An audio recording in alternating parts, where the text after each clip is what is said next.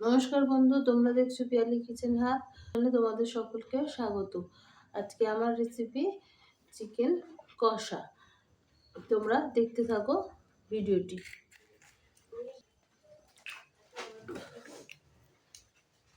প্রথমে আমি ছোট ছোট করে পিস করে ক্যাপসিকাম একটা ছোট সাইজে কেটে নিলাম।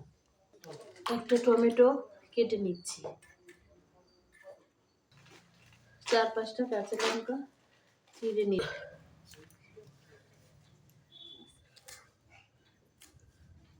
সবশেষে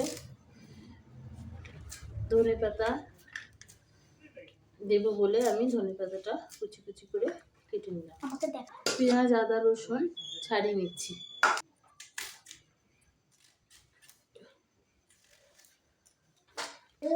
কিছুটা পেঁয়াজ আমি ডুমো ডুমো করে কেটে নিয়েছি, ওটা আদা রসুন এর সঙ্গে একসঙ্গে বেটে নেব বলে। আর কিছুটা পেঁয়াজ আমি কুচিয়ে নিচ্ছি।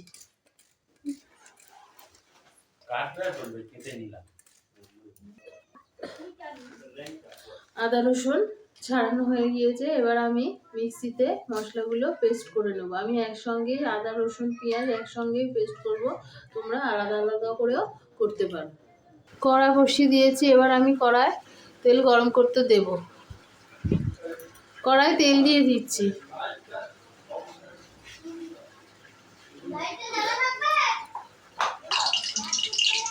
দুটো তেজপাতা, তেল গরম হয়ে গেছে, দুটো তেজপাতা আমি দিয়ে দিলাম। তেজপাতা দুটো একটু ভাজা হয়ে গেছে, এবার আমি কুচানো পেঁয়াজগুলো ভেজে নেব।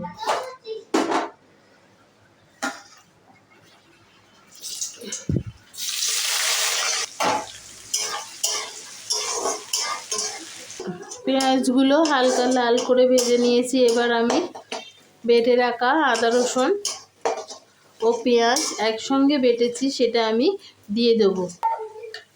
বেটে রাখা আদা রসুন ও পেঁয়াজ একসঙ্গে বেটে রাখাটা আমি দিয়ে দিচ্ছি।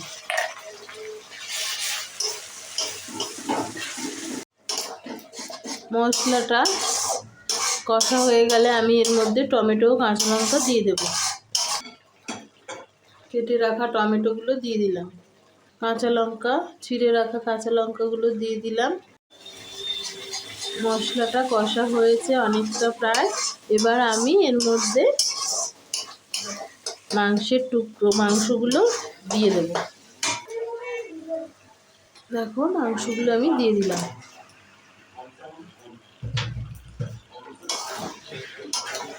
মাংসগুলো দিয়ে আমি মশলার সঙ্গে খুব ভালোভাবে মিশিয়ে নিচ্ছি। নুনটা আমি মশলা ও মাংসের সঙ্গে খুব ভালোভাবে মিশিয়ে নিচ্ছি। এবার আমি হলুদ গুঁড়ো দিয়ে দিচ্ছি, জিরের গুঁড়ো দিচ্ছি, ধনে গুঁড়ো খুব কম পরিমাণে দেব। সব মশলা দিয়ে আমি খুব ভালো করে কষাতে থাকবো।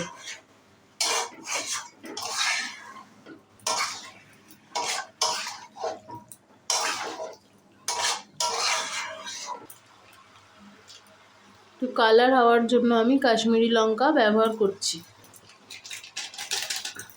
যেহেতু মাংসের রেসিপি, আমি কাঁচা লঙ্কায় তরকারিটা করে দেখাচ্ছি, কিন্তু মাংস যেহেতু, তাই জন্য আমি একটু সামান্য পরিমাণ শুকনো লঙ্কার গুঁড়ো ব্যবহার করছি। ও এর মধ্যে স্বাদ মতো নুনও মিশিয়ে দিলাম। এবার আমি চিকেন মশলা দিয়ে দিচ্ছি।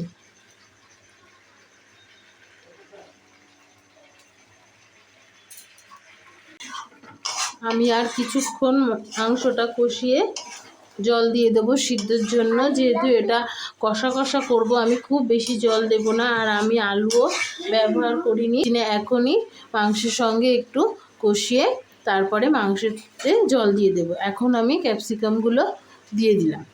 আর কিছুক্ষণ আমি একটু কষিয়ে তবে জল দেব।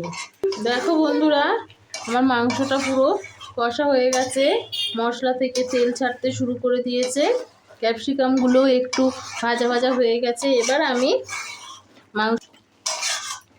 এবার জল দিয়ে দিচ্ছি।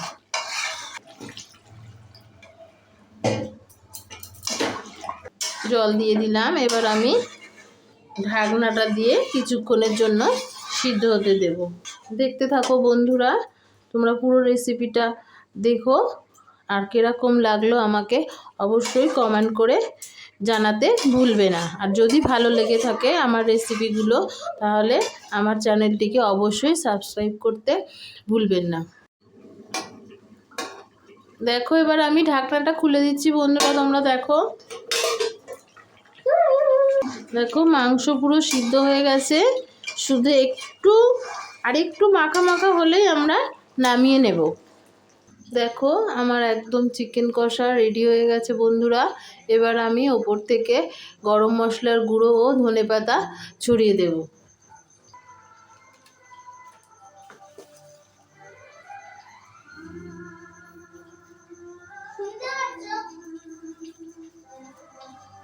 তোমরাও এরমভাবে খুব সহজভাবে অল্প সময়ের মধ্যে এই চিকেন রেসিপিটা করে দেখতে পারো।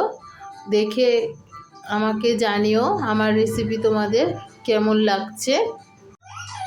বন্ধুরা দেখো আমার চিকেন কষা রেসিপি একদম তৈরি হয়ে গেছে। তোমরাও বাড়িতে এরকমভাবে চিকেন কষা রেসিপি তৈরি করে দেখো, দুর্দান্ত খেতে লাগবে। নমস্কার বন্ধু, দেখা হবে পরের ভিডিও।